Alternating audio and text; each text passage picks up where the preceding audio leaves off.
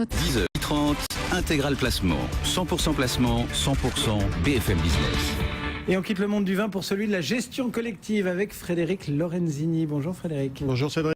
Consultant chez MCV France. Et vous réagissez à une baisse de tarifs sur les ETF, baisse de tarifs signée Amundi.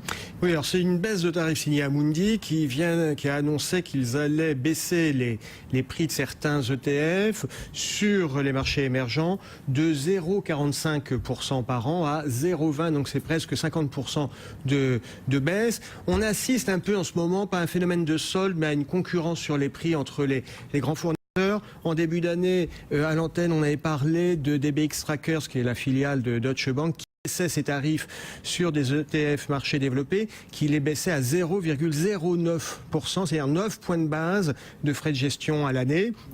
Et puis un autre gros fournisseur, iShares, qui est la filiale de BlackRock, qui est le premier fournisseur en Europe, a annoncé lui aussi des baisses, avec par exemple sur le iShares S&P 500, une baisse de 15 points de base à 7 points de base. Un point de base, c'est un centième de 1%. Donc 7 points de base, c'est 0,07%. Ça résulte d'une situation concurrentielle très féroce ? Oui, il y a une concurrence féroce. On assiste à une concurrence sur les prix. Alors c'est vrai que ce marché des ETF est un marché qui connaît un beau développement. En Europe, il pèse à peu près 300 milliards d'euros. C'est une somme à comparer aux 250 milliards d'euros environ du marché en Europe à fin 2012. Et ce qu'on a vu, c'est qu'effectivement, l'année dernière, au cours du second semestre, il y a eu un reflux des capitaux des marchés émergents et entre autres sur les ETF émergents. Et aujourd'hui, on voit bien que les flux vont de plus en plus sur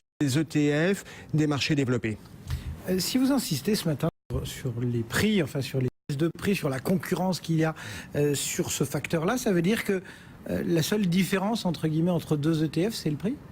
Non, je ne crois pas que la seule différence ce soit le prix. En fait, dans cet univers des ETF, on a eu dans le temps plusieurs générations d'ETF. Les premiers ETF répliquaient les grands indices, les CAC 40, les S&P 500, les Nasdaq. Et puis, ces grands indices ont fini par avoir plusieurs ETF. Aujourd'hui, DBX Tracker annonce un ETF MSCI USA, mais sur le marché français, rien que sur le marché français, des ETF qui répliquent le MSCI USA, il y en a déjà un signé Lyxor, un signé Amundi, un signé iShares. Alors, deuxième génération, qu'ont fait les producteurs ? Ils se sont tournés vers de plus petits indices, des indices sectoriels, voire sous-sectoriels, qui parfois n'avaient pas vraiment de marché et qui ont disparu. Après la grande époque, souvenez-vous, on en a parlé beaucoup il y a 2 ans, de la concurrence sur réplication physique qui consistait tout simplement dans l'ETF à mettre en portefeuille les composants de l'indice, ou au contraire réplication synthétique, qui a eu la vague des indices intelligents, le smart beta. Et aujourd'hui, effectivement, la bataille se déporte sur les prix. On voit que cette bataille elle est assez féroce, avec des prix quand même qui sont quasiment à l'étiage. C'est le moins qu'on puisse dire. Est-ce que le développement des ETF, Frédéric, est-ce que ce développement des ETF signe l'arrêt de mort des fonds de gestion ? Oui, pour certains fonds.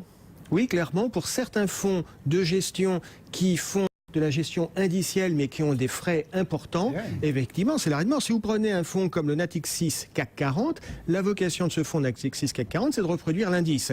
Frais d'entrée maximum 4%, frais de gestion 1,27%.